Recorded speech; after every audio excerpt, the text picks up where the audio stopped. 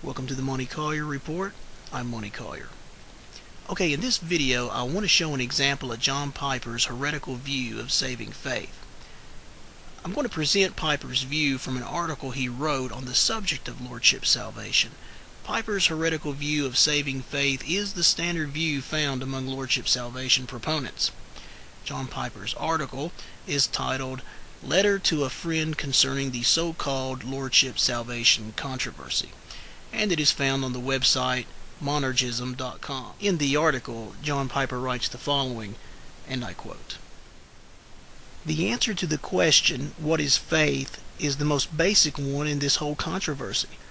It is not a simple mental assent to facts, not Lordship facts, and not Savior facts.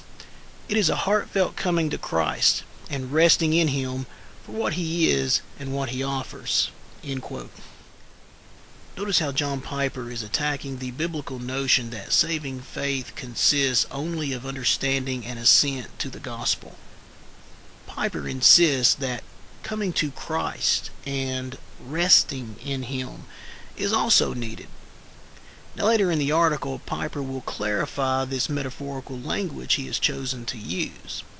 He does this by claiming our love is an essential part of saving faith. When he does this, then what he has done is to adopt the Roman Catholic definition of saving faith, for love is, by definition, obeying God's commandments. John Piper writes the following, and I quote, "Coming to the Christ is one way John describes faith. See John chapter 6, verse 35. But no one comes to the light if they hate the light. See John chapter 3, verse 20.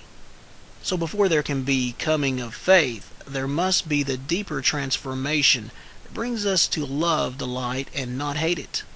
This means that saving faith in John's gospel is the act of a new heart and not merely the mental assent of an old one that does not love the light.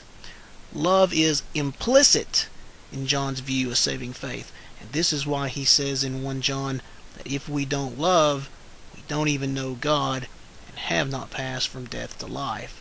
See 1 John chapter 3 verse 14, chapter 4 verses 8 and 20. End quote. Now again, I want you to pay attention to how John Piper insists that our good works are an essential element to saving faith. This is exactly why Lordship salvation proponents are always appealing to verses that demand our obedience. You see, they truly believe the gospel is a set of commands to be obeyed. This is, by definition, the antinomian heresy known as Neonomianism. I have placed a link to Piper's article, and you can find that link in the description box of this video.